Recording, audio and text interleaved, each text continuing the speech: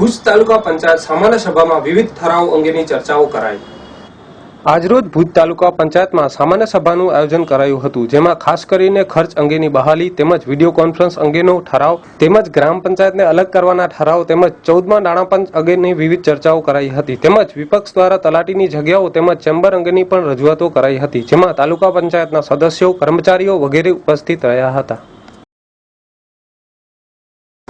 તાલુકા પંચાયતની દર 3 મહિને મીટિંગ મળે છે। આજે જૂન મહિનાની 3 મહિના થયા એટલે મીટિંગ હતી।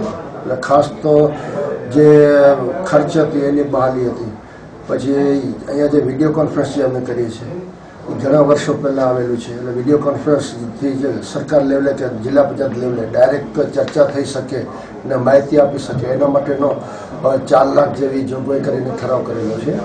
પછી 2 ગ્રામ પંચાયતો મોટી દદર અને સુખપર, એમાંથી મોટી દદરમાંથી વાઘુડા ગ્રામ પંચાયત અને સુખપરમાંથી બદનપુર ગ્રામ પંચાયત એ અલગ કરવા માટેના ઠરાવ કરેલા છે।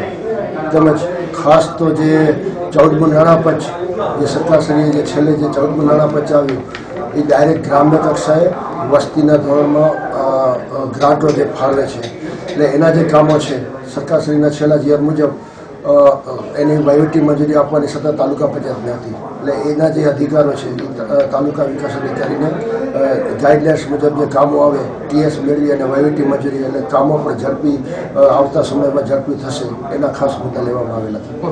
વિપક્ષના મુદ્દા જે હતા એ લોકોની કામગીરીને જે બાબતના તલાટી બાબતને તલાટીની જગ્યાઓ જે ઘણી છે એ લોકોની જે રજૂઆત હતી એના પ્રમાણે ક્યાં વારે કયો તલાટી ક્યાં બેસશે એના માટે સરપંચોને પણ સૂચના અમે અત્રેથી લેખિતમાં આપી દઈશું અને ત્યાં ગ્રામ્ય કક્ષાએ બોર્ડ પર લગાડી દેવામાં આવશે અને 10:30 થી 2 વાગ્યા સુધી જે તે તલાટી જે તે સેજામાં બેસવાનું જે સરકારશ્રીની ગાઈડલાઇન્સ છે, નોર્મ્સ છે એના પ્રમાણે કામગીરી કરશે।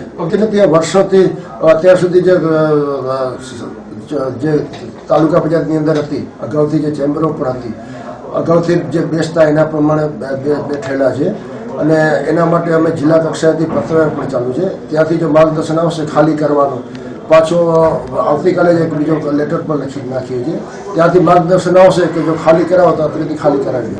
અગાઉથી જે નિયમ અગાઉથી જે આની આપવામાં આવેલ છે બેસે છે એના પ્રમાણે બેસે છે, ચૂંટાયેલા પદાધિકારીઓ છે બેસે છે।